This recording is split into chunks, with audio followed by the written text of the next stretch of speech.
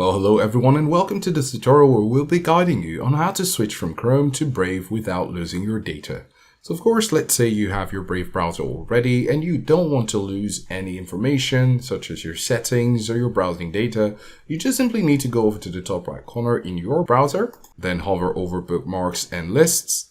Then you want to import bookmarks and settings right here. Then once you do that, you have this drop down. Right now you can see Microsoft Explorer. You can click on the drop down and you'll see some other options. This automatically identifies the browsers you have already and it's ready to export them or pull the information from these different browsers. So once you select Google Chrome or any other Chrome user you have, you're going to click on it. And then of course, select favorites and bookmark and then click import. Then once you click on your three dots at the top right corner and go over to bookmarks and lists, you see your bookmarks right here. Of course, you can go over to the bookmarks manager and you see the bookmarks imported from your Chrome browser.